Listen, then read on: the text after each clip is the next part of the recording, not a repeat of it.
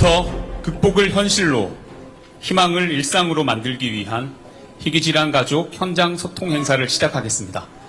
저희는 오늘 사회를 맡은 질병관리청 대변인 고재영, 한국희귀난치성질환연합회 부장 김진아입니다. 오늘 행사에는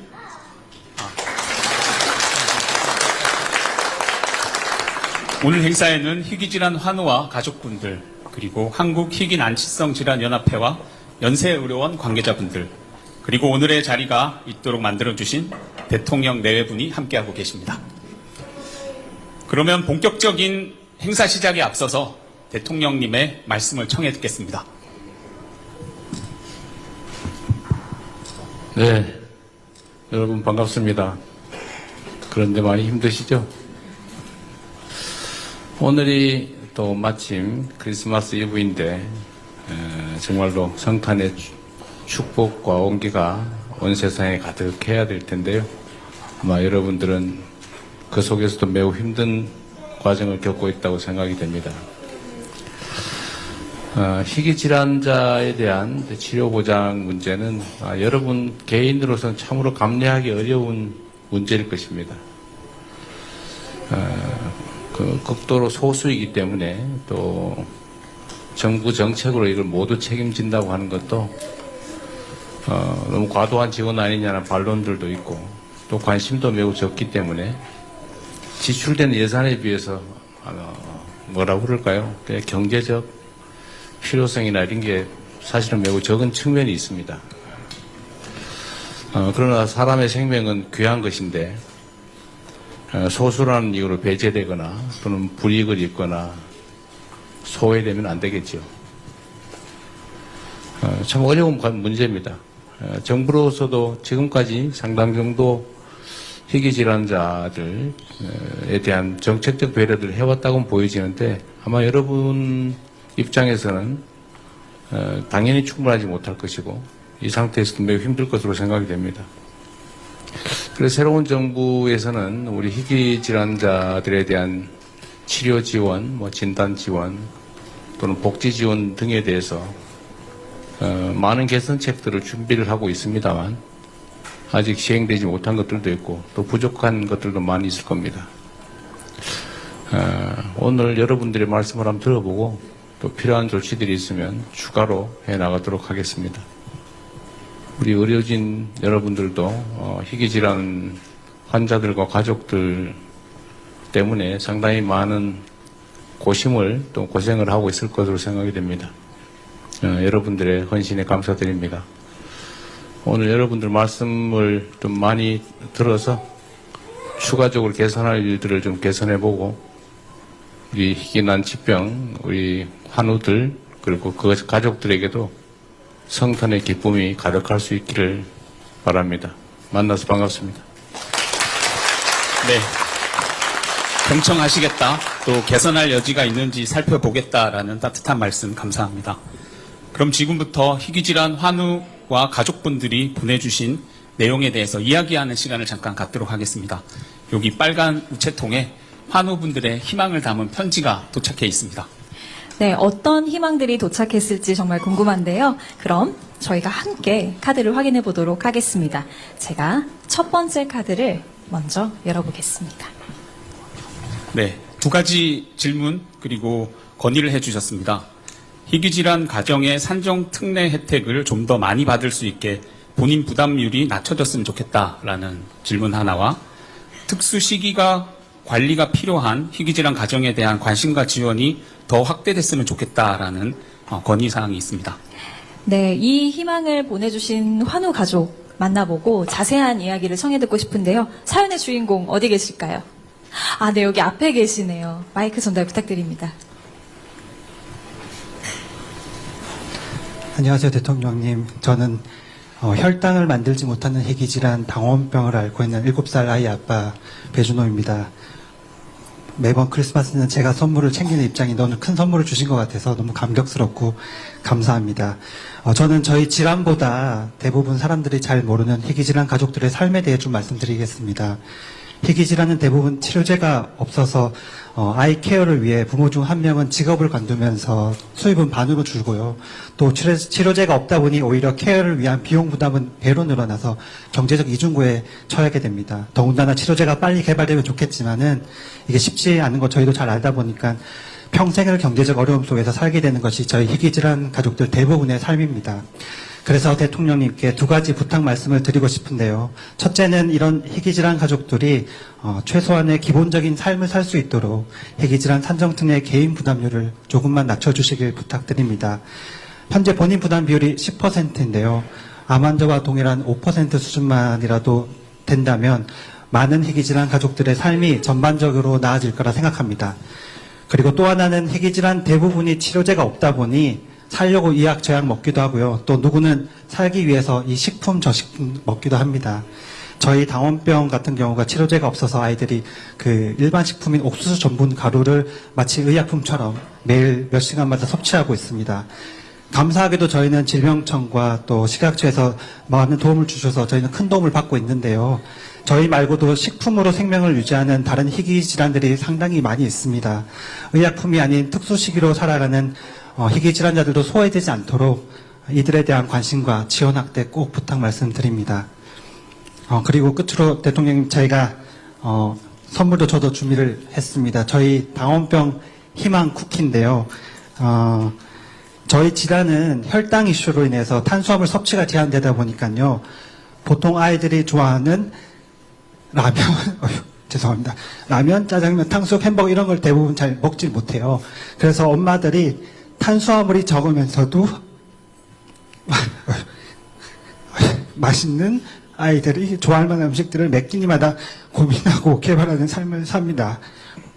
이 쿠키도 그렇게 탄생된 쿠키라서 저희는 희망 쿠키라고 이제 이야기를 하는데요. 그래서 올 한해 대통령님과 여기 계신 모든 분들 덕분에 저희 희귀 질환이 정말 큰 관심 받아서 정말 감사하고 또 고생 많이 하신 만큼 저희 희망 쿠키 오늘 제가 50개 가져왔거든요. 예, 요거 여기 모두 나눠 드시면서 내년에도 저희 희귀 질환 가족분 물론 모든 국민들이 더 큰 희망을 품을 수 있도록 꼭 계속 부탁드리겠습니다. 고맙습니다.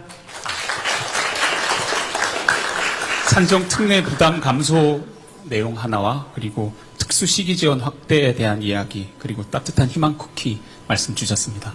혹시 복지부와 질병청에서 먼저 답변해 줄 수 있으면 부탁드립니다. 네, 안녕하십니까. 보건복지부 장관 정은경입니다. 희귀 질환을 갖고서 계시는 가족 여러분들께 위로 말씀드리고 또 정부에서 종합적으로 지원할 수 있도록 노력하겠다는 말씀 먼저 드립니다. 그 질의 주신 그 희귀 중증 난치 질환자에 대한 산정 특례가 현재는 10%인데 암 환자나 심뇌혈관 질환은 5% 정도로 좀 낮은 편입니다. 그래서 이제 국정과제에도 이미 희귀 질환자에 대한 본인 부담금을 낮추겠다라는 그런 내용이 들어가 있어서 저희가 세부 이행 방안을 만들고 있습니다. 그래서 재정 추계를 좀 해서 한꺼번에 5%로 할 건지 아니면 단계적으로 어떻게 할 건지에 대한 세부 방안을 만들고 있고요. 그 방안이 만들어지면은 또 희귀질환 연합회나 이런 데 통해서 의견 수렴하고 추진 계획 발표 드리고 상의 드리도록 그렇게 하겠습니다. 네, 안녕하세요. 질병관리청장 임승관입니다.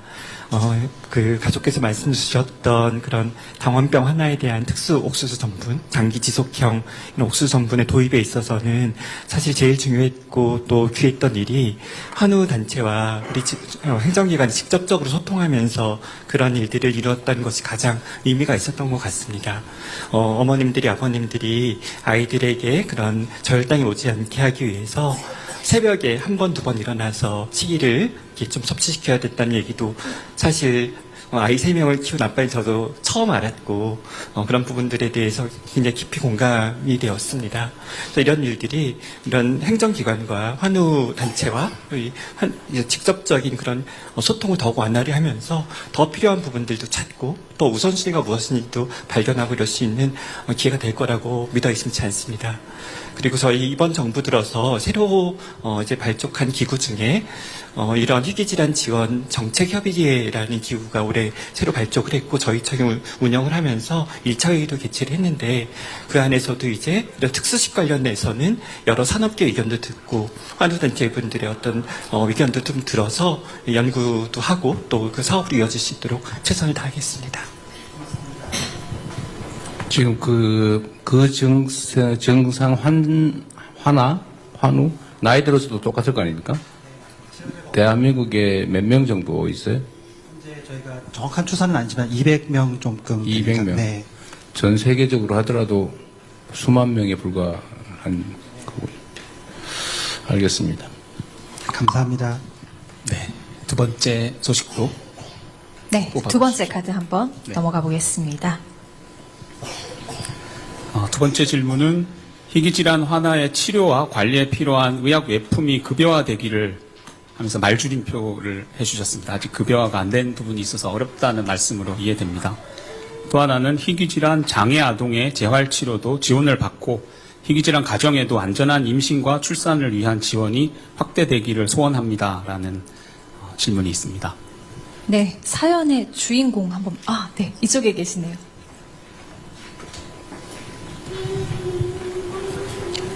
안녕하세요. 저는 선천성 담독 폐쇄와 MBD5 결실, 염색체 결실로 반수체 기능 부전을 앓고 있는 7세 박서아의 엄마 최예슬입니다.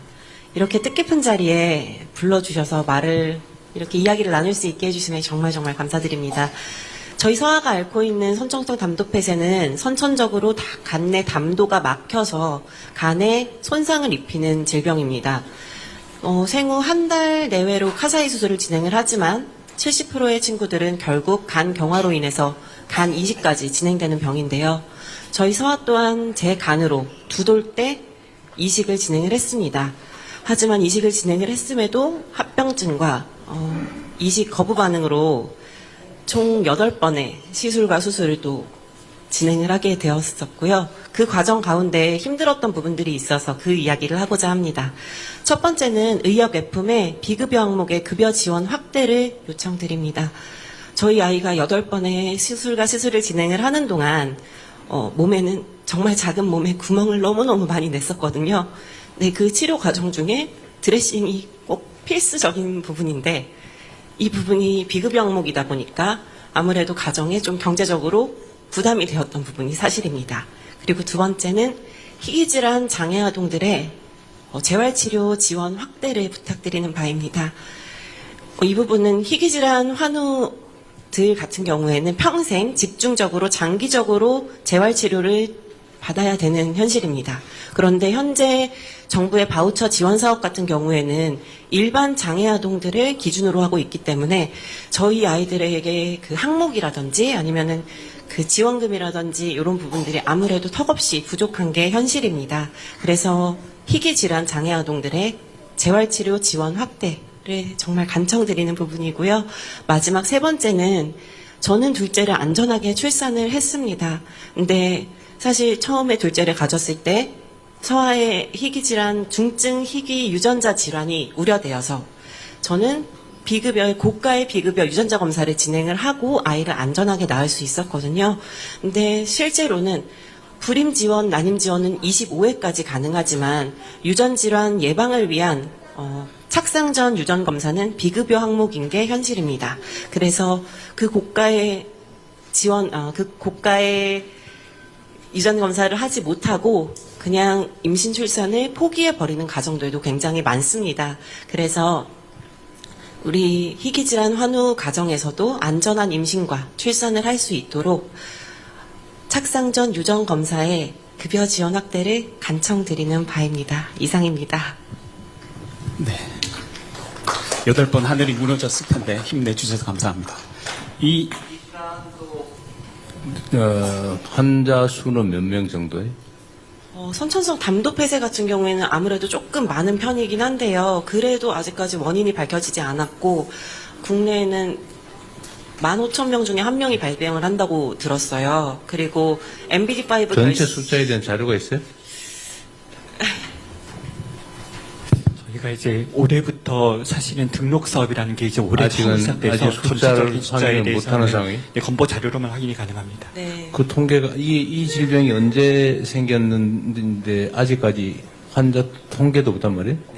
그래서 사실 이제 암 등록 사업 같은 좋은 선례가 있는데 희귀 질환에 있어서는 그런 정책적 여건이 아직 충분히 마련되지 않았고 올해부터 이제 시작을 본석으로 한 상황입니다. 그래도 이게 전국의 의료기관에 이런 증상으로 치료받은 담도 폐쇄면 당연히 뭐 수술 조치를 태어나자마자 해야 될 거 아니에요? 네, 한 달. 그 통계 자료가 없다는 게 이해가 안 되는데? 건강보험이나 산정특례를 적용하고 있기 때문에 그 환자 수 통계는 있는데요. 제가 질환별로 이게 질환 숫자가 많다 보니 질환별 뭐 알 건 통계를 기억- 가져오지 못했습니다. 네. 기억하기는 어려울 텐데. 근데 이게 환자 수가 어느 정도가 되는지도 정책 판단이 매우 중요한 요소일 텐데요. 네. 그래서 이게 이제 이 말씀하시는 부분들에 대해서 뭐 즉흥적인 대답을 다 드리기는 쉽지 않을 텐데 충분히 검토해서 우리 정책 방향에 맞게 준비는 하십시오 하는데 참 어려운 일이네요. 저도 준비된 게 있으면 말씀하십시오. 네, 보건복지부 장관 말씀드리겠습니다. 세 가지 말씀 주셨습니다. 아무래도 수술 시술을 여러 번 해야 되고 계속 드레싱을 하셔야 되기 때문에 그런 치료 재료에 대한 부담이 크시다는 말씀입니다. 현재 그 장기간 드레싱이 필요하신 경우에는 기본적인 치료 재료, 드레싱 치료 재료에 대해서는 급여가 적용 중인데 일부 상처를 고정하거나 보호용 치료 재료는 현재 비급여로 하고 있는 걸로 알고 있습니다. 그래서 이제 질환 특성을 좀 반영해서 반복적으로 해야 되는 경우는 비급여 품목을 급여화를 하는 방안을 적극적으로 검토해 보겠습니다.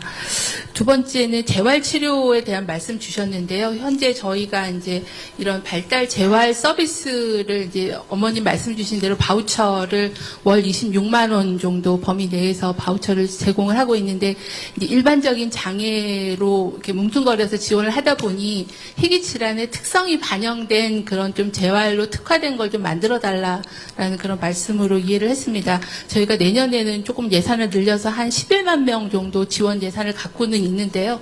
그 좀 특화된 서비스를 어떻게 하면 만들 수 있을지는 저희가 그 질환별 그 재활에 대한 수요를 좀 파악해서 맞춤형으로 재설계하는 방안을 검토해 보도록 하겠습니다.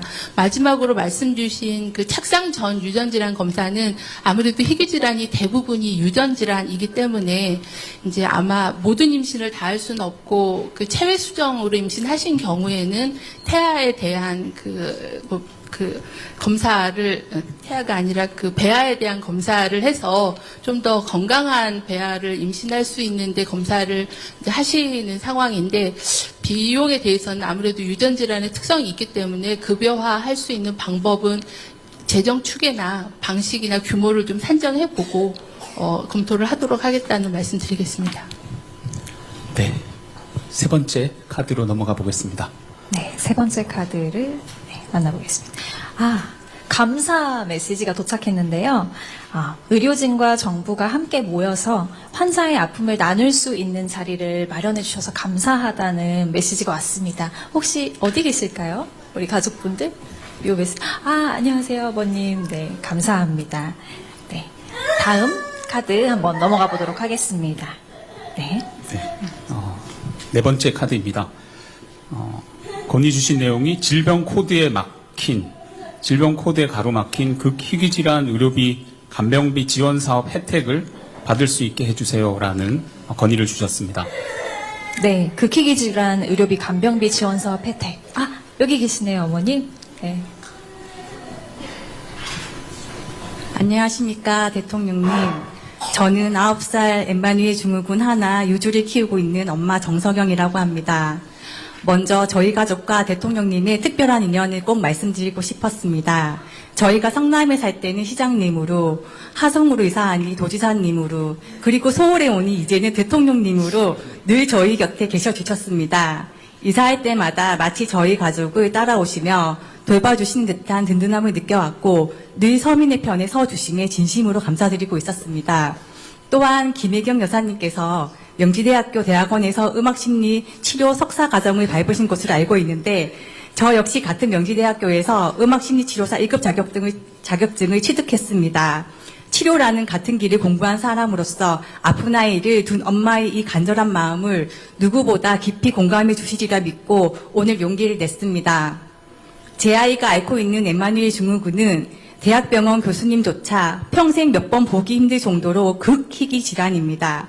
9살이지만 스스로 걷지도 말하지도 못하는 중증 1급 뇌병변 장애 및 골격계 장애, 위장계 기형, 심장질환 등 중증 장애입니다. 이 병명을 정확히 알기까지 7년이 걸렸습니다. 출산 시에는 캐다이 증후군으로 알고 있었으나 산정특례조차 적용되지 않아 막대한 병원비를 감당했습니다. 그러다 담당 교수님의 정밀 재검사를 권유받았고 결국 병원의 지원을 받아 검사한 끝에 최근에야 엠마누엘 증후군이라는 진짜 이름을 찾을 수 있었습니다. 진단을 받은 후 조금은 나아질 거라 믿었지만 현실적인 벽은 여전했습니다. 현재 정부에서 중증 뇌병변 장애 아동들에게 매달 30만 원의 강변비를 지원하는 제도가 있는데 100여 개의 특정 질환 코드에 한정되어 운영되다 보니 제 아이처럼 그 목록에 포함되지 못한 극희귀 질환 아이들은 지원 대상에서 제외되고 있습니다. 아이는 분명 국가가 인정한 희귀 질환자이자 중증 장애인임에도 불구하고 행정적인 분류 체계의 한계 때문에 실질적인 도움을 받지 못하는 안타까운 상황입니다. 대통령님, 희귀질환 지원 체계가 현재의 질환 코드 중심에서 환자의 실제 중증도와 간병의 필요성을 포괄할 수 있는 방향으로 조금 더 유연하게 확장되기를 소망합니다. 100여 개의 코드를 넘어 제 아이처럼 사각지대에 놓인 극희귀 질환 환자들도 제도 안에서 따뜻한 보호를 받을 수 있도록 지원 대상을 늘려주세요. 대통령님께서 늘 강조하셨던 억울함 없는 세상이 저희 희귀질환 가족들에게도 닿기를 소망합니다. 감사합니다. 이 얘기는 희귀질환 종류를 미리 정해놓고 거기에 하지 않으면 일단은 안 되다가 이걸 희귀질환으로 다시 인정받는 절차가 필요한 모양이죠? 네. 질병관리청장이 조금 설명드리겠습니다. 저희가 이제 의료비 건강보험이나 본인 부담 의료비를 제외하고 간병비라거나 혹은 의료기기 이런 부분에 대한 지원 사업을 질병청에서 이제 진행을 하고 있습니다. 그래서 이제 저희가 매년 이제 요건에 부합하는 가구에게 지원을 월 30만 원씩 월에 하는데 이 부분이 이제 장애인 등록이라는 요건이 있고, 그 다음에 희귀질환이, 저희가 한 1,400종 정도 내외 정보가 있거든요. 근데 그 부분들 중에서 현재는 100개의 희귀질환, 극희귀질환이든 희귀질환이든 100개를, 이제 그런 지적 요건을 갖고 있습니다. 근데 이것들을 계속 확대하는 것이, 이제 환우단체든 저희 청인들 같은 입장인데, 이게 좀 아무래도 예산 편성과 좀 연관이 있는 사안이어서 매년 이제 좀 조정을 하고 있습니다. 확대를 하고 있는데, 그럴 때 이제 저희가 좀 중요한 점은 이제 현실을 잘 아는 거겠죠. 어떤 상황이고 어디가 정말 우선순위가 있고 저희가 이렇게 나름의 기준으로 질환을 선정할 때 어떤 문제들이 있는지에 대해서 잘 알아내는 것이 중요해서 저희가 26년도에는 좀 실태조사를 그런 분야에 대해서 의료비 바깥 분야에 대한 실태조사를 철저하도록 준비하고 있습니다. 네, 답변 감사드립니다. 한마디. 네네. 엠마누엘 증후군은 우리나라에서 10명이 채 안 되고 전 세계에서 300명 정도입니다. 네. 굉장히 극희귀한 질환이네요. 네. 그렇다면 또 이제 우리 환우분들 이야기를 들으시면서 저희 사단법인 한국희귀난치성질환연합회 김재학 회장님도 자리하셨는데 회장님께서는 어떤 생각을 가지고 계시고 또 어떤 것들을 느끼고 계신지 좀 한 말씀 부탁드리겠습니다. 네, 안녕하세요. 먼저 이런 자리를 만들어주신 대통령님께 진심으로 감사드립니다. 지금 환자분들의 모든 목소리가 저희 연합회에는 공감되는 목소리고요. 바라는, 희망하는 목소리인 것 같습니다. 우리 희귀질환 환우들이 희망차고 밝은 미래를 꿈꾸며 성장할 수 있도록 대통령님께서 많은 관심을 가져주시면 감사드리겠고요. 저희 연합회장으로서 저도 환자들의 목소리가 잘 전해지도록 많은 노력을 하겠습니다. 감사합니다. 네, 회장님 말씀 감사합니다. 그럼 다음 카드 한번 네. 넘어가 볼까요? 네, 다음은 복지부 장관님께 보낸다 하면서 건의해 주셨습니다. 성인 환자의 치료제를 좀 빠르게 급여화해 주세요. 도와주세요라는 건의를 보내주셨습니다. 네, 치료제 굉장히 중요한 부분인데요. 사연의 주인공 어디 계실까요? 앞에 계십니다. 안녕하세요. 바쁘신 중에 이렇게 뜻깊은 자리를 마련해 주셔서 진심으로 감사드립니다. 저는 XLH 저인산 혈증이라는 이름조차 생소한 희귀 질환을 30년 가까이 앓고 있는 송혜린입니다. XLH는 우리 몸에서 치아와 뼈를 만드는데 꼭 필요한 무기질인 인이 소변으로 과도하게 배출되는 유전 질환입니다. 저는 장기간 복용해온 보존적 치료제의 부작용으로 작년 여름까지만 해도 혼자 침대에서 일어나 걷는 것조차 불가능해 24시간 누워 지내야만 했습니다. 부모님은 건강보험 적용이 되지 않는 치료비를 마련하기 위해 집까지 처분하시며 매달 1,000만 원이 넘는 고가의 치료제를 투약해주고 계십니다. 그 결과 저는 다시 혼자 걷고 일상을 살아갈 수 있게 되었습니다. 사실 저희 어머니는 2022년 치료제 건강보험 급여화를 촉구하는 국민청원을 하셨고 5만 명의 동의를 얻어냈습니다. 그러나 정작 그 청원의 당사자인 저는 3년이 지난 지금까지도 건강보험 적용 혜택을 받지 못하고 있습니다. 그 이유는 건강보험 적용이 18세 미만 소아 환자들에게만 적용되고 있기 때문입니다. 성인이 된다고 해서 유전적 결함이 사라지는 것은 아니며 오히려 질환의 고통은 더 심해집니다. 그럼에도 불구하고 성인이라는 이유만으로 환자들은 치료 접근권에서 배제되고 있습니다. 연령 기준으로 치료 기회를 제한하는 현실 속에서 저를 포함한 많은 희귀질환 환자들이 치료제를 눈앞에 두고도 사용하지 못하는 의료 사각지대에 놓여 있습니다. 대통령님, 치료비 때문에 치료를 포기하는 환자가 없는 나라를 만들겠다는 약속, 그 약속이 이번 크리스마스에 저희 희귀질환 환자들에게 가장 큰 선물이 되기를 간절히 바랍니다. 감사합니다. 네, 치료제 급여와 관련된 부분 말씀 부탁드립니다. 네, 송혜리님 말씀 감사합니다. 두 가지 말씀이신 것 같아요. 하나는 희귀질환자들의 치료제가 신속하게 보험에 급여 적용이 안 돼서 비급여로 치료해야 된다는 거랑 또 성인한테는 적용 안 하는 그런 급여 조건이 이상하다는 말씀이신데요. 저희가 이제 희귀질환자에 대한 신약들이 빨리 보험에 등재되게끔 그 보험의 등재 절차를 식약처 허가, 심사평가원의 평가, 그리고 보험에서의 계약 이 단계를 하나로 묶어가지고 기존에 한 330일 걸렸던 거를 100일로 단축하는 그런 계획을 얼마 전에 약가제도 개편 방안에 발표를 한 바가 있습니다. 그래서 필요한 희귀질환 치료제에 대한 조사를 하고 신속 등재될 수 있게끔 절차를 개선하고 도입하도록 그렇게 하겠습니다.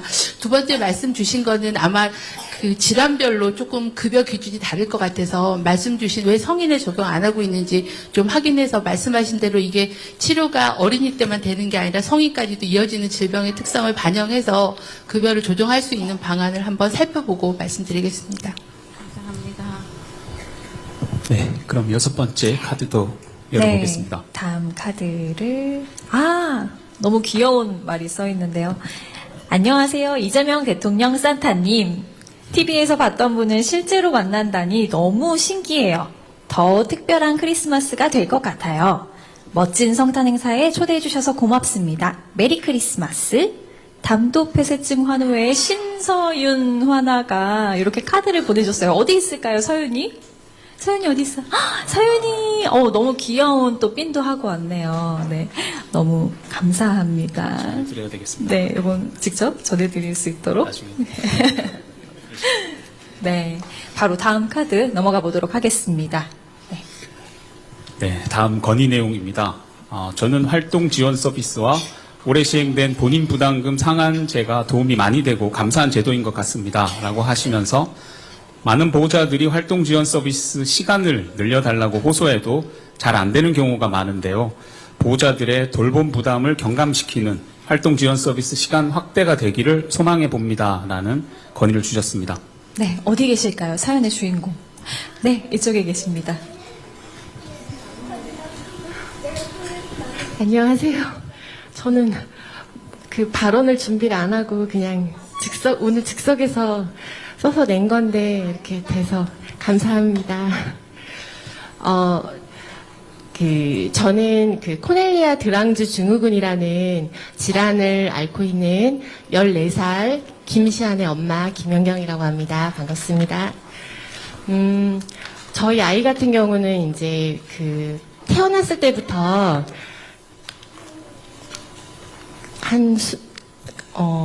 엄청 많은 이제 질환을 갖고 태어났는데 키우다 보니까 거의 24시간 아이를 밀착 케어를 해야 되는 그런 어려움이 되게 많아요.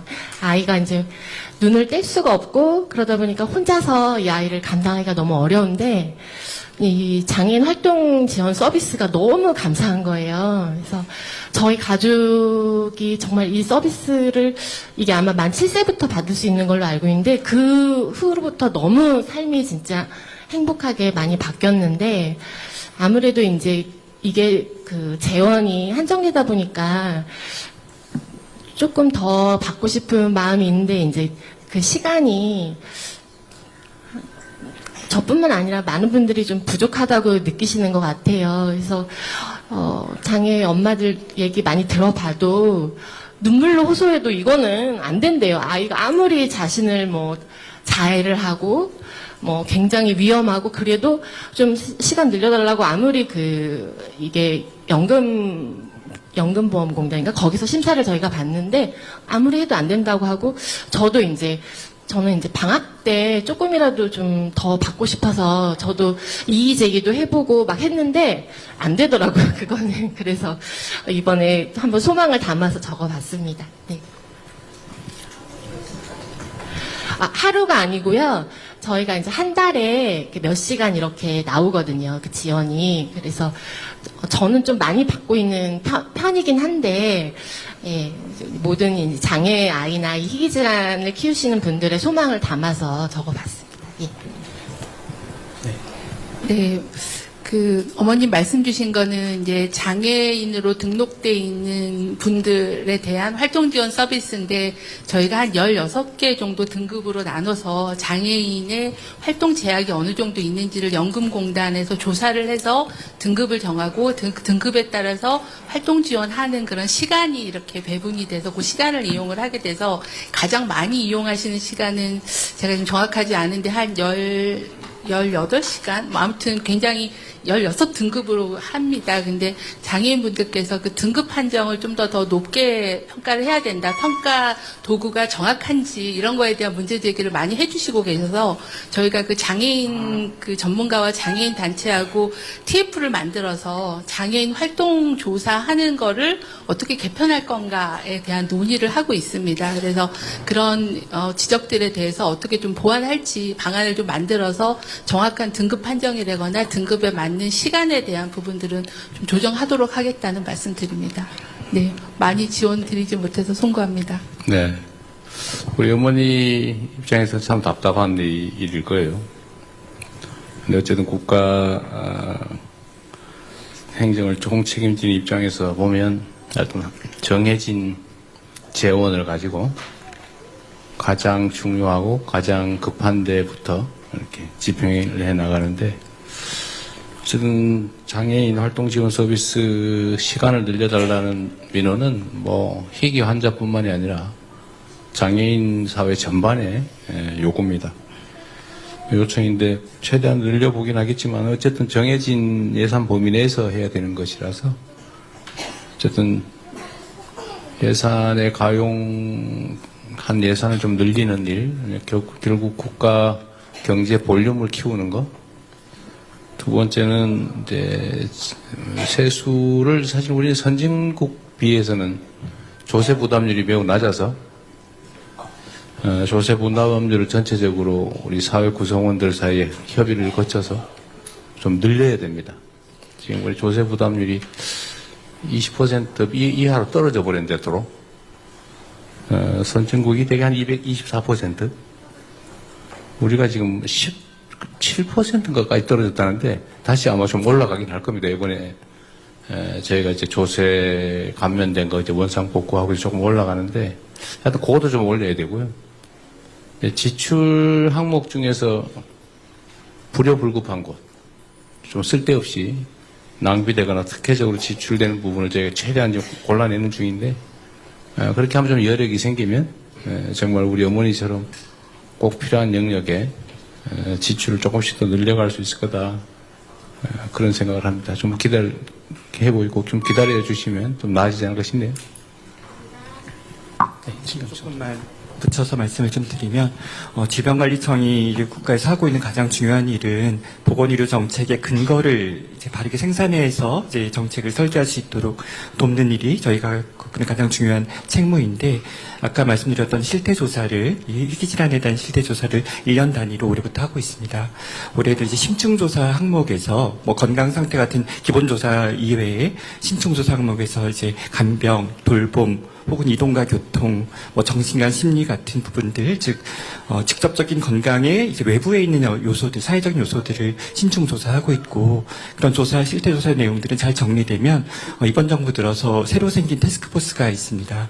그러니까 의료 환자 중심의 의료복지 연계 정책 수립을 위한 태스크포스가 TF가 복지부에 설치되어 있거든요. 저희들이 그런 실태 조사 내용들을 잘 정리해서 그 안에서 같이 논의하고 국가 정책으로 반영하도록 쓰겠습니다. 그리고 송혜리님 말씀 주셨던 이런 비급여 같은 부분들도 26년도 실태조사의 제일 중요한 이슈입니다. 그래서 비급여 항목들로 어떤 부분들을 곤란해하시고 고통받고 있는지도 잘 조사해서 정리해서 정부 안에서 아주 진지하게 논의하도록 하겠습니다.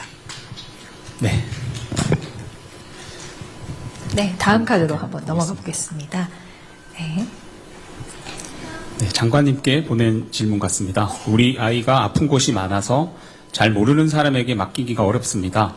활동 지원사 걱정 없이 가족이 아이를 제때 돌볼 수 있게 도와주세요라는 질문이 있습니다.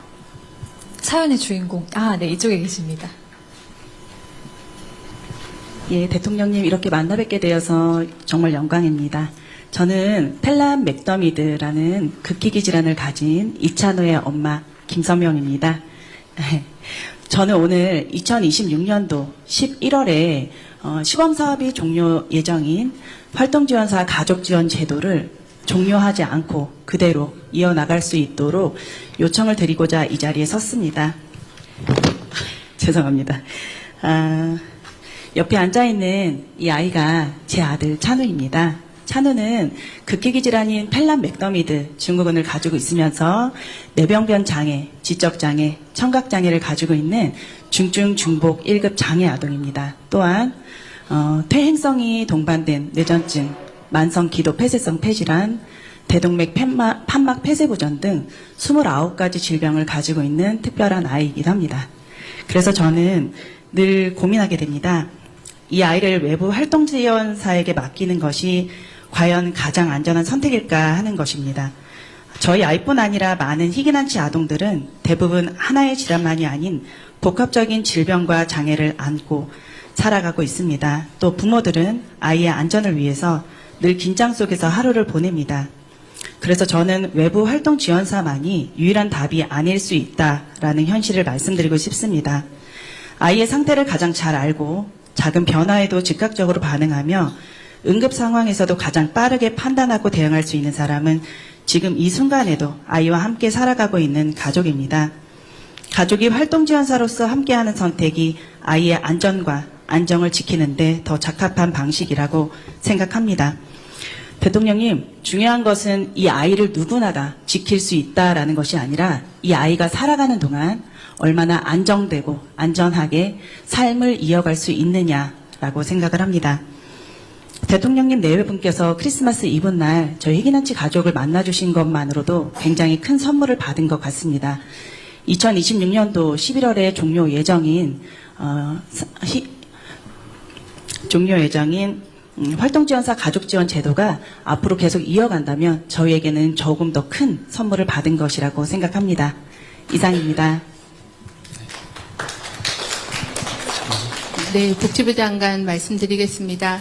어머니 말씀 주신 대로 이제 장애의 특성을 반영해서 최중증 발달 장애인하고 희귀 질환자에 대해서는 가족에 의한 활동 지원을 2년 정도 한시적으로 운영하고 있어서 내년 10월까지 기간입니다. 그래서 그런 특성이 있기 때문에 이거를 원래 목적은 장애인에 대한 활동 지원을 하면서 가족 돌봄을 좀 사회 책임으로 넘기자라는 취지여서 활동 지원사에 대한 것들을 지원을 했는데 말씀드린 발달장애나 희귀질환은 가족에 대한 돌봄이 좀 더 필요한 상황이어서 2년간에 운영했던 것들을 성과를 좀 분석하고 또 부모님들의 의견들을 좀 수렴을 해서 이걸 어떻게 제도화할 건지 연장할 건지 하는 부분들을 결정을 하도록 하겠습니다. 그 과정에서 충분히 의견을 듣고 특성을 반영하도록 그렇게 노력하겠습니다.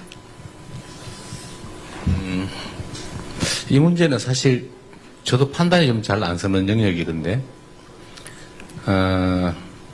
그런 거죠. 가족의 부양 의무와 국가의 보호 의무를 어떻게 조화시킬 것이냐인데 예를 들면 그런 것도 있어요. 나이 든 부모님, 나이 든 부모님을 부양 보호하는 거는 자식의 의무니까 요양보호사를 딸이 하면 안 된다. 딸이 하는 건 당연히. 근데 왜 다른 요양보호사를 부모를 모시면 안 되나? 근데 그 시간 제한이 있죠. 그 시간 제한이 있어요. 그건 옳지 않다는 대전제에 있는 거죠. 지금 이것도 비슷한 것 같아요. 장애인 활동 지원사. 이것도 기본적으로 이제 국가가 누군가를 시켜서 장애인을 개호하는 일을 하는 건데 부모가 하는 건 당연하니까 부모는 의무적으로 하는 거니까 보상할 필요가 없다. 한편 맞는 말 같기도 하고 그 부모와 자식 간의 부양 의무라고 하는 건 어떻게 되는 거냐. 그런데 만약에 버려지면 어떡하냐. 부모가 그 역할을 안 하면 그러면 또 국가 공동체가 책임을 져야 된다. 근데 부모 입장에서는 남의 자식을 보호하면 돈을 받는데 내 자식을 하는 거는 왜 지원을 안 해주냐. 또 이런 얘기도 가능하죠. 결국 이게 개인들의 보호 의무, 부양 의무와 국가의 보호 의무가 어느 정도에서 절충을 해야 되는데 결국 그건 재정 능력에 또 달려있는 것 같아요. 쉽지 않은 의제인데 우리 국민들 여러분께서도 한번 고민을 한번 해봐 주십시오. 이게 이제 부모나 가족들의 부양도 국가가 보상한다 라고 하는 게 아마 양론이 있을 것 같아요. 그러나 또 아주 극히 예외적인 경우도 필요가 있겠죠. 뭐 부모가 능력이 전혀 안 된다든지 또 그것 때문에 생계를 못 한다든지 하면 그것도 가혹한 일이기도 하고 결국 국가의 보호 책임 능력을 강화해야 되고 그건 역시 아까 말씀드린 대로 재정 능력과 관련이 있죠. 결국 어느 선까지 보호할 거냐, 여기까지만 할 거냐, 여기까지 할 거냐, 아니면 다 할 거냐. 이거는 국가의 의지 문제도 있지만 결국 국가의 재정 능력에 관한 문제도 있다.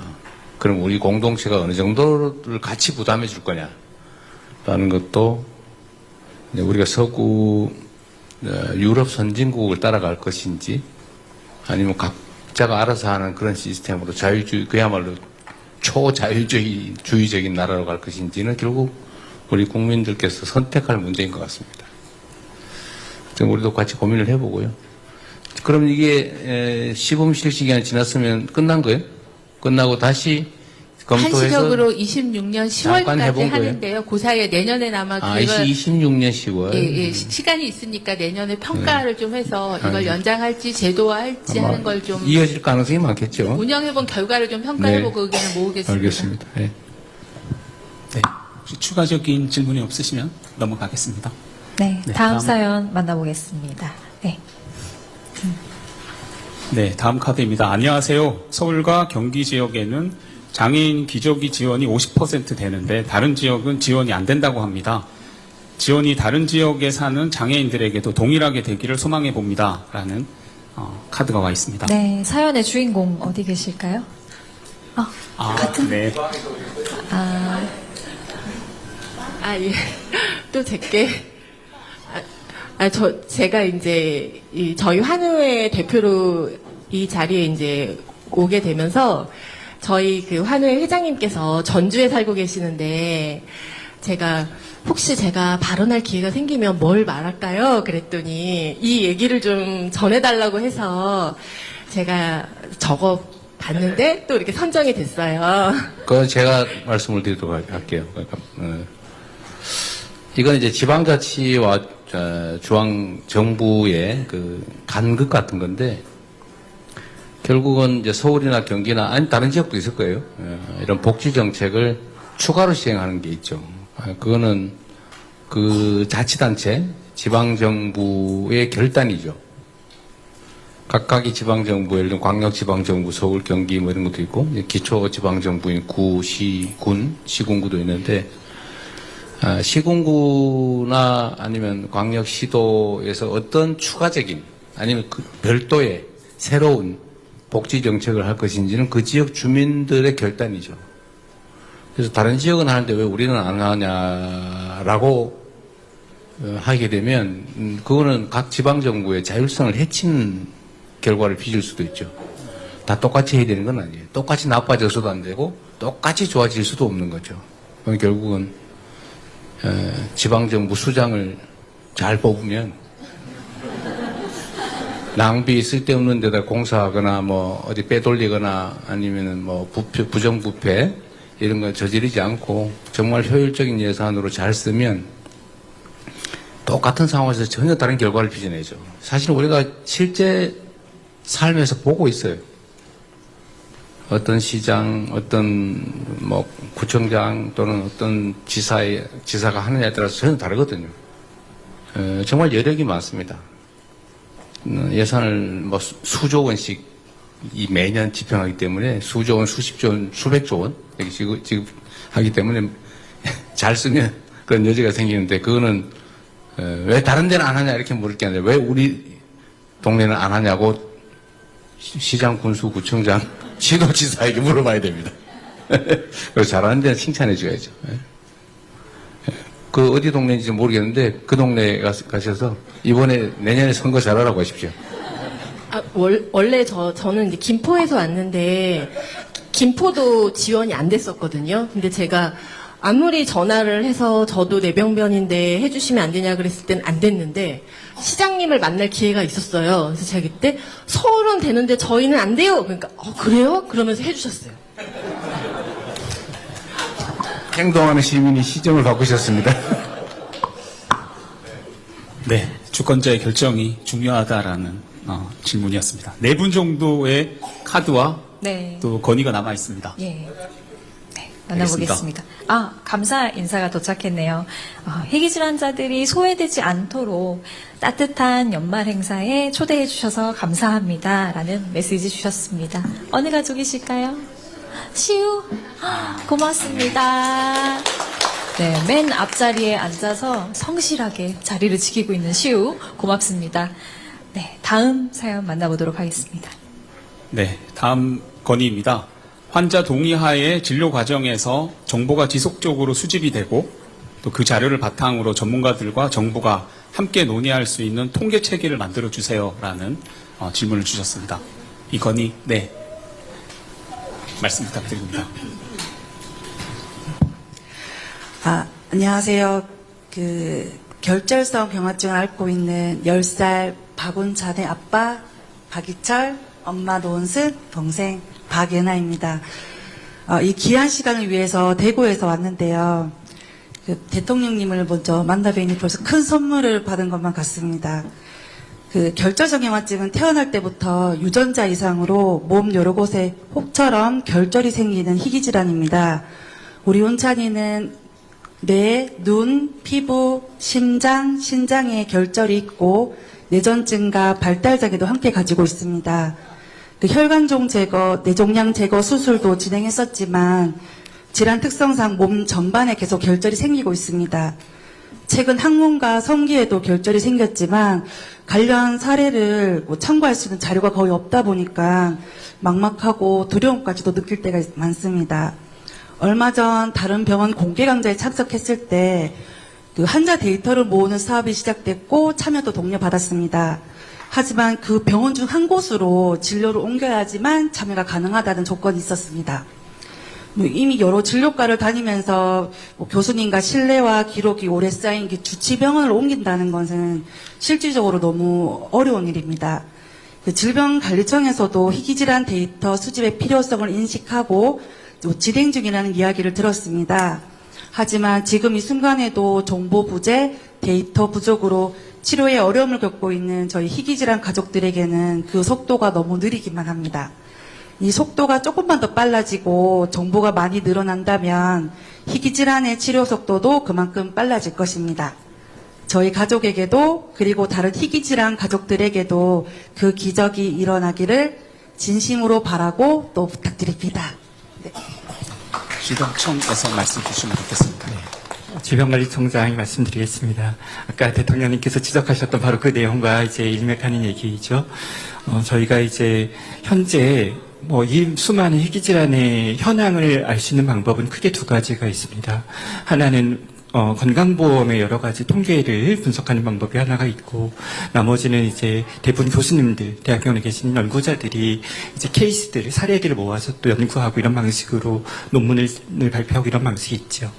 근데 이런 부분들이 다 질병의 전체 현황을 일목요연하게 알기가 어렵고, 또 평균의 함정에 좀 쉽게 빠지게 만들고, 그리고 실제 암 같은 질병이라면 병기라는 개념들이 있잖아요. 그래서 각각의 건강 상태들을 우리가 파악하는 것이 한계가 있을 수밖에 없습니다. 그래서 등록 사업이라는 것이 상당히 절실했고, 국가암 등록 사업이라는 좋은 선험 사례가 있어서 벤치마크할 수 있는 좋은 선례도 있거든요.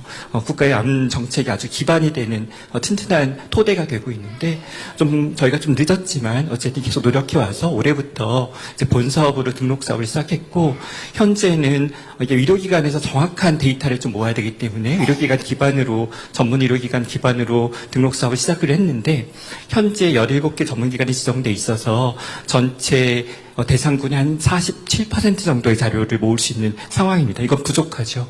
그래서 내년에는 상급 종합병원 전체를 좀 확대하려고 하고, 그 이후에는 이제 종합병원까지 확대해 가면서 이 대상을 좀 넓혀 가려고 합니다. 그리고 등록 사업을 통해서 알 수 없는 정보들도 있습니다. 각각의 생활에서 겪는 어떤 어려움들이 있는지, 또 경제적인 여건, 이런 것들은 등록 사업을, 의료기관 기반의 등록 사업은 알 수가 없잖아요. 그래서 제가 알고 있기로 환우단체 안에서도 스스로 자료를 만들고 생성하는 노력들을 하고 있다는 것을 듣고 되게 감명 깊었는데, 그런 자료들을 또 잘 활용할 수 있도록 긴밀하게 협력하고 상의하겠습니다. 네. 네, 답변이 되셨는지 감사합니다. 모르겠습니다. 다음 카드는 이예준화나 보호자분께서 보내주셨습니다. 네. 이건 감사 인사와 감사 인사 함께 있습니다. 또 건의가 있으신 분인데요. 아이들이 밝은 세상을 볼 수 있게 크리스마스를 선물해 주셔서 감사합니다. 밝은 세상을 볼 수 있게가 포인트인 것 같은데요. 우리 예준이네 어디 있을까요? 네.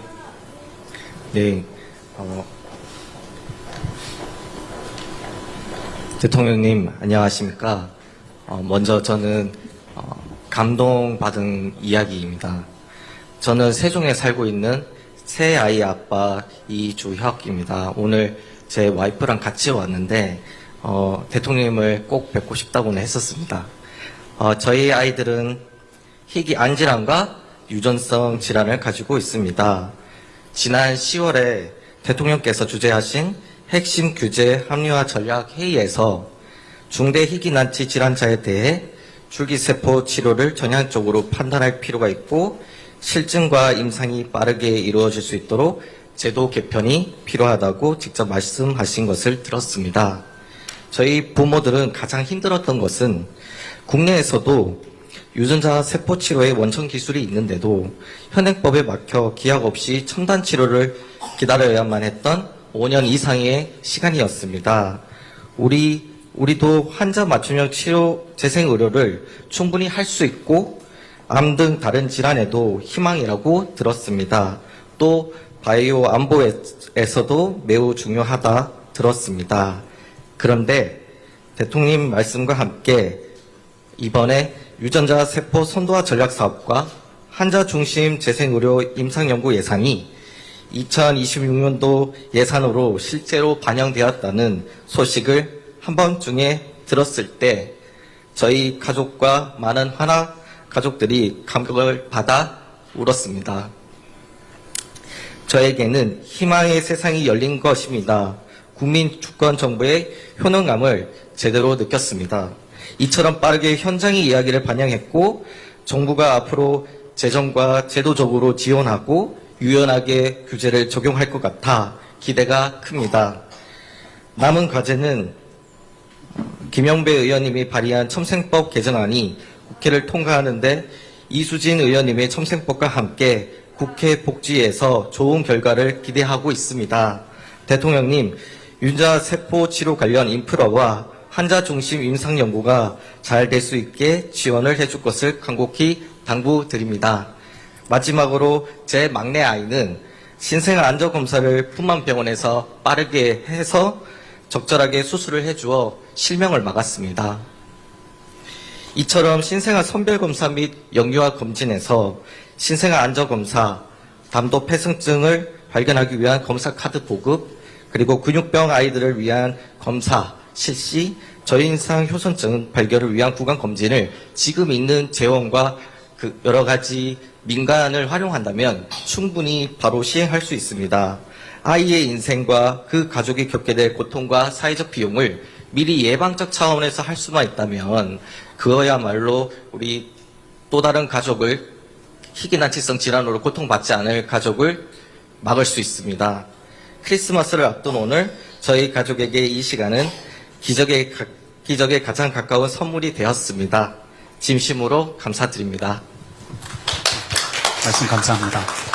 진단과 치료에 대한 이야기였습니다. 네, 아버님이 저보다 훨씬 전문적이신 것 같습니다.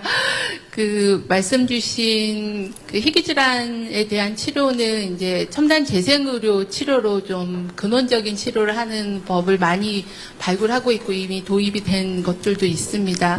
이미 도입된 건 너무 비용이 비싸서 이제 급여가 돼야 되는 게 있고 아직 도입이 안 된 부분도 있는데 말씀 주신 대로 지금 저희가 이제 세포 치료를 통한 유전자 치료는 첨생법으로 적용이 되는데 유전 물질을 직접 주입하는 거는 법에서 빠져 있기 때문에 그거를 포함하는 법 개정안이 올라가 있어서 아마 국회에서 논의하는 과정 중에 그런 부분들이 좀 정리가 될 것 같아서 저희도 적극적으로 같이 검토하도록 하겠다는 말씀드리고요. 또 이런 임상 연구하는 연구비 부분들도 일부 반영이 더 추가가 돼서 그런 부분도 지원할 수 있도록 살펴보겠습니다. 그 다음에 이제 이런 희귀질환을 신생아나 조기에 발견해서 적기에 치료할 수 있으려면 검진을 좀 확대하자는 그런 말씀이고 몇 가지 검사법을 제안을 해주셨는데 현재는 아시다시피 선천성 대사 이상 검사나 난청 검사 같은 거는 신생아들에게 적용을 하고 있는데 그 검사 범위를 어디까지 확대할 건가에 대한 거는 조금 판단하는 기준들이 좀 있기는 합니다. 검사법이 정확하냐, 또 비용도 따져봐야 되고 또 이후에 치료법 같은 것들도 따져봐야 되는 그런 기준들이 있기 때문에 그런 부분들은 수요를 좀 주신 거 포함해가지고 수요를 좀 파악해서 이걸 국가 검진화할 수 있는 거에 대해서는 좀 종합적으로 검토를 하도록 하겠습니다. 제안 감사합니다. 네, 감사합니다. 워낙 전문적인 말씀을 하셔서 이렇게 짧게 설명드리거나 답변하기 좀 어렵지만 그래도 몇 가지 좀 드리고 싶은 말씀이 청에서도 있습니다. 그러니까 저희 질병관리청에는 연구기관이 소속기관으로 있는데 국립보건연구원이라는 80년 역사가 있는 연구기관이 저희 청에서 있습니다. 여기는 이제 또 국가 줄기세포은행이 있거든요. 이런 여러 가지 그런 줄기세포를 이용한 첨단 재생의료에 대한 어떤 그런 연구들을 이제 중추적으로 해야 되는 기관인데 또 내년에는 저희가 희귀질환 환자에서 유래한 그런 줄기세포를 이용한 그런 신약 후보 물질을 10종을 이제 개발하는 연구에 이제 착수를 합니다. 또 저희 청은 희귀질환에 대해 연구하는 소속기관도 있지만 사업을 하거나 정책을 수립하는 본청도 있어서 본청에서는 상급종합병원 등 전문 의료기관과 의료인들, 교수님들과 계속 네트워킹하면서 여러 가지 사업을 하고 있거든요. 이 둘을 이제 연계할 수 있는 어떤 그런 포지션을 갖고 있기 때문에 그런 노력들을 저희가 더 열심히 성실히 수행하겠습니다. 그리고 신생아 집중 치료실에 계시는 의료진들의 고민으로부터 시작됐던 일인데, 신생아 집중 치료실에서 이제 갓 태어난 어린 아이들이 굉장히 위험한 상황에 있는데 그 원인을 모르는 경우들이 많이 있잖아요. 그래서 그렇게 신생아 집중 치료실과 연계해서 유전자, 전장 유전자 분석을 하고 거기서 진단명을 밝혀내고 치료를 빨리 도입해서 과거에는 몇 주 걸리던 것들을 일주일 이내에 진단명을 의사가 알게 하는 이런 사업들도 저희 국립병원연구원에서 하고 있는데, 예산을 계속 확대해서 대상되는 범위를 넓혀가도록 하겠습니다. 네. 그러면 마지막 카드입니다. 네, 드디어 마지막 카드가 제 손 안에 있는데요. 희귀질환자의 정책을 잘 총괄해 주시고 또 희귀질환 맞춤형 복지 향상을 시켜달라는 메시지가 왔습니다. 마지막 사연의 주인공 앞에 계시네요.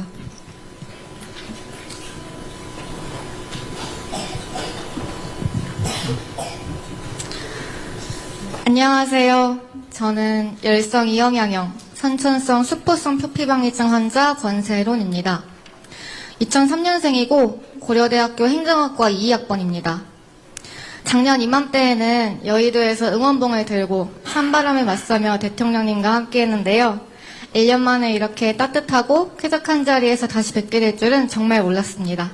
오늘부로 산타를 다시 믿어야 할 것 같습니다. 저와 같은 아형의 환자 대부분은 사춘기를 넘기지 못하고 세상을 떠나거나 중증 장애를 안고 살아갑니다. 그래서 우리는 남아있는 환우들을 생존자라 부릅니다. 같은 질환의 환우들 뿐만 아니라 여기 계신 다른 질환을 가진 환우와 이 자리에 함께하지 못한 모든 희귀질환자 가족들은 모두 다음엔 내 아이가 아닐까 하는 불안함으로 하루하루를 살아내고 있는 생존자들입니다. 저는 생존자 중에서도 정말 선택받은 케이스라고 생각하며 살아왔습니다.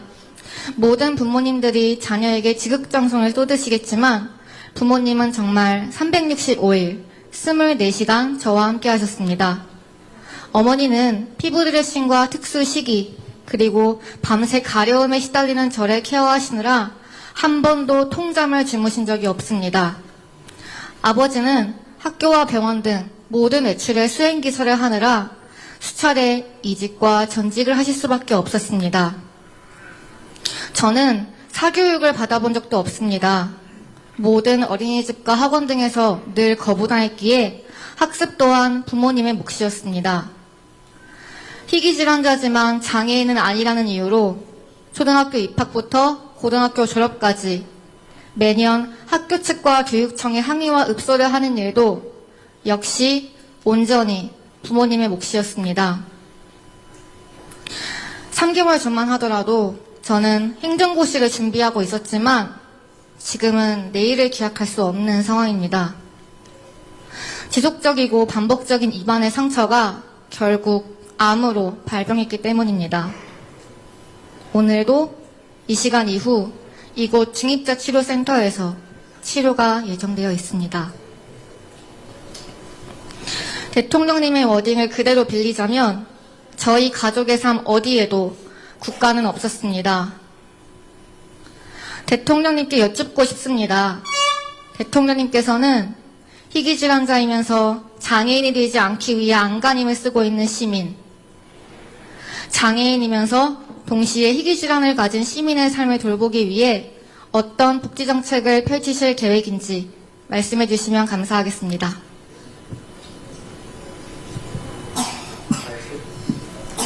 감사합니다. 네. 매우 절절한 말씀이죠. 이게 마지막이에요? 이분 말고 더 하실 얘기 있는 분은 없나요? 정리 삼아서 한 말씀을 드려야 되겠습니다. 무슨 암이에요? 침샘암입니다. 침샘암? 일종의 무슨 유전적 질환이 있다고 했나요? 수포성 표피방위증입니다. 피부질환입니다. 피부질환인데 그거와 침샘암이 또 관계가 있어요? 입안에도 지속적이고 반복적으로 상처가 생기면서 이게 암으로 발병했습니다. 어쨌든 잘 치료받고 완쾌되길 바라고요. 우리 사회에 어려움을 겪는 사람들은 다양한 방면에서 참 많죠. 예를 들면 질환도 있겠고, 삶의 조건 또는 뭐 노동 조건, 뭐 온갖 어려운 환경들이 다 있습니다. 우리 권세돈 대학생 혼자만 그렇다는 생각은 하지 마시기 바랍니다. 우리 사회에는 종류는 다르지만 또 느끼는 고통의 강도는 또 다를 수 있지만 어려움을 겪는 사람들이 참으로 많습니다. 그리고 그에 대해서는 본인들 또는 가족들의 노력도 필요하죠. 그 상황을 이겨내기 위한 또 개인적인 노력을 통해서 이겨낼 수도 있지만 개인적 노력만으로는 또 이겨낼 수 없는 것들도 많이 있습니다. 개인이 극복하기 어려운 또는 개인이 극복할 수 없는 그런 어려움들을 이겨낼 수 있도록 함께 노력하게 하는 게 우리 국가 공동체고, 또 그렇게 하기 위해서 우리 권세돈 학생도 세금도 열심히 내잖아요. 권세돈 학생. 음료수 사 먹으면서도 세금 내고, 과자 사 먹으면서도 세금 내고. 그래서 우리 공동체 모두의 문제를 함께 해결하기 위해서 또 노력하는 영역이 있기 때문에 정부가 할 수 있는 그런 역할들도 더 많이 찾아서 더 많이 노력하겠다는 말씀을 드립니다. 너 어떡할래? 이렇게 물어보니까 갑자기 제가 숨이 콱 막혔어요. 주어진 짧은 시간이고 저한테 주어진 고난도 제한적이긴 하지만 모두가 절망하지 않고 또 희망을 안고 함께 살아갈 수 있는 세상을 또 함께 만들어갈 수 있도록 최선을 다하겠습니다. 우리 권세론 학생도 꼭 완치되고 건강한 삶을 영위할 수 있기를 바랍니다. 감사합니다. 네.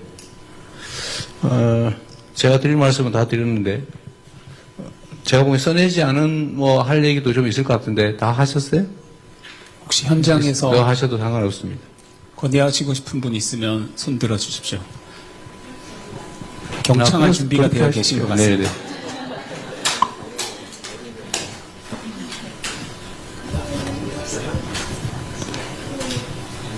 네네. 네, 세브란스 권역별 희귀질환센터 사업 단장 강우철입니다. 먼저 여기 저희 환자들도 많이 앉아 있는데요. 이렇게 오랜 시간 동안 저희 환우들 얘기를 들어주신 대통령님께 진심으로 감사드리고 크리스마스 이브에 큰 선물이 그 같습니다. 그 희귀질환은 잘 아시는 바와 같이 진단부터 치료 그리고 여러 가지 관리라고 표현을 해야 될까요? 여러 가지 복지 문제까지 아주 다양한 분야에 이제 걸쳐 있습니다. 그리고 치료도 완치를 목적으로 하는 치료도 있고 또 증상에 대해서 증상을 호전시키는 대증 치료까지 다양한 치료가 있는데 사실 이 희귀질환과 관련해서 진단은 최근에 여러 가지 기술 발전을 통해서 상당히 많이 발전을 했습니다. 그리고 2017년부터 유전자 검사의 새로운 기법들이 다 도입이 되었기 때문에 유전자 진단은 그전보다는 훨씬 더 수월한 반면에 이 질환에 대한 완치를 목적으로 한 어떤 유전자 치료들이 여러 가지 방법들이 아주 산업계의 AI만큼이나 핫 이슈입니다. 그래서 저희 국가에서도 지금 복지부 질병청 중심으로 해서 특히 유전자 치료 중에 급한 이런 유전자 치료들은 큰 국가 프로젝트로 이제 시작이 되고는 있는데 그 저변이 훨씬 더 넓어져야 되는 그런 부분이 있고요. 심지어는 아까 이런 희귀질환 각 질환에 대한 치료뿐만 아니라 이 세상에 있는 단 한 명의 환자를 대상으로 한 N-of-1이라는 그런 임상 치료까지 지금 선진국 중심으로 해서 저희들도 시작을 했습니다. 근데 이런 환자들은 그 한 명의 환자를 위해서 상당히 많은 의료진들이 치료제를 개발하고 나서도 이 환자들이 한 몇 달이나 1년이나 2년이 있으면 이미 많이 나빠져서 그때 유전자 치료를 하더라도 그 후유증 때문에 평생을 고통을 받게 됩니다. 그래서 이 시급성이 아주 중요한데 많은 치료제들이 아직은 식약처의 여러 가지 기준에 의해서 제대로 환자에게 적용될 때까지는 수년이 걸리는 그런 절차들이 있습니다. 그래서 적어도 이 유전자 치료와 관련해서는 이런 여러 절차들이 많이 간소화되어서 부작용 정도를 우리가 스크리닝 선별을 한다면 빨리 환자에게 적용될 수 있도록 그런 제도적인 받침이 돼야 된다는 걸 말씀드리고 싶고요. 오늘 식약청장님도 계시길래 한마디 했습니다. 감사합니다. 네, 식약처장님도 한 말씀 주시면 좋겠습니다. 네. 예, 식품의약품안전처는 사실 내년에 굉장히 큰 변화를 예고하고 있습니다. 혹시 식약처 업무보고 때 보셨는지 모르겠지만 식약처가 심사 속도가 느리다는 게 굉장히 이 현장에서는 어려움 아니셨습니까? 그런데 지난 9월에 대통령님께서 식약처의 심사 속도를 세계에서 가장 빠르게 만들겠다라고 말씀하시고 전폭적인 지원을 해주셔서 내년부터 식약처가 세계에서 가장 빠른 그 신약 심사를 하는 기관으로 지금 탈바꿈할 준비를 하고 있습니다. 그 부분 많이 지켜봐 주시고 저희도 정말 세계에서 가장 빠르게 안전하고 효과적인 그런 치료제를 국민께 드리기 위해서 계속 노력하겠다는 말씀 드리겠습니다.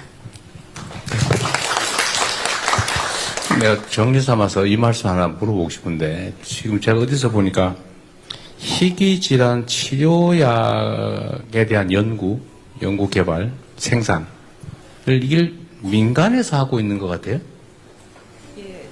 우리나라는 저 식약처 산하에 희귀 필수 의약품 센터가 있어서요.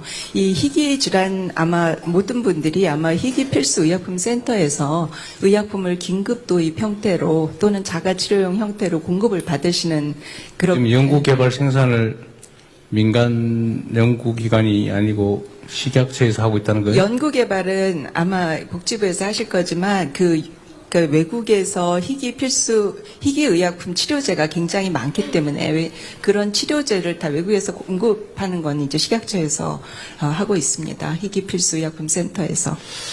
그건 뭐 나중에 우리끼리 할 얘기긴 한데, 그때 당시에 제가 들어보니까, 1인당 들어가는 연간 그 치료약 금액이 뭐 거의 1억에 육박하고 이런 경우도 많이 있더라고요. 질환별로 굉장히 다양하고 그 이상도 많습니다. 그래서 이게 한 명에게 연간 그때 보니까 1억 가까이 되고 이럴 경우에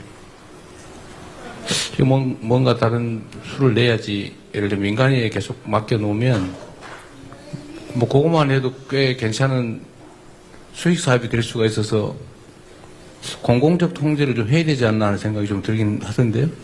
지금 이제 식약처에서 희귀 질환 그 치료제를 긴급 도입을 하는 게 95품목이 있고 95품목을 14,000건을 이제 1년에 하는데요. 아마 이 자리에 계신 분들이 다 느끼시겠지만 긴급 도입을 95품목을 해도 거기서 보험 약가가 되는 건 19개밖에 안 됩니다. 그래서 다들 환자분들께서 긴급 도입하실 때 보험 약가까지 조금 더 늘려달라는 제안을 참 많이 하시는데요. 그래서 식약처도 매년 지금 19개밖에 안 되는데 내년에 한 5개 그렇게 해서 계속 보험 약가를 좀 늘려가려고 하는 노력을 하고 있습니다. 이 부분은 아마 환자분들께서 굉장히 절실하신 부분이라고 생각하고 식약처도 그런 쪽으로 노력을 하고 있다는 말씀 드리겠습니다. 네, 이제 간담회는 마무리해야 될 것 같습니다. 예정된 시간을 좀 많이 넘겨서. 그러면 대통령님의 마무리 말씀을 청해 듣도록 하겠습니다. 네, 제가 드릴 말씀은 다 드렸는데, 하여튼 즐거운 크리스마스 이브이긴 한데, 또 어려운 상황에 처한 여러분들을 만나니까 많이 마음이 또 무거워지기도 합니다. 또 이런 문제들을 많이 완화하고, 또 모두가 함께 행복한 세상을 만드는 게 저의 주어진 책무니까, 가능한 방법이 어떤 게 있는지, 그 방법들을 최대한 연구하고, 또 함께 노력하도록 하겠습니다. 너무 힘들어하지 마시고, 행복한 크리스마스 연말연시 맞으시기 바랍니다. 반갑습니다. 고맙습니다. 네. 희귀질환 극복의 길에 대통령님께서 고민하고 경청하고 또 같이 협업하면서 알아보겠다는 말씀 잘 들었습니다. 대통령님의 오늘의 동행이 환우분들에게 좋은 등불이 되고 또 더 나아가 횃불이 될 것이라고 믿습니다. 그러면 이것으로 현장 소통 간담회는 마치도록 하겠습니다.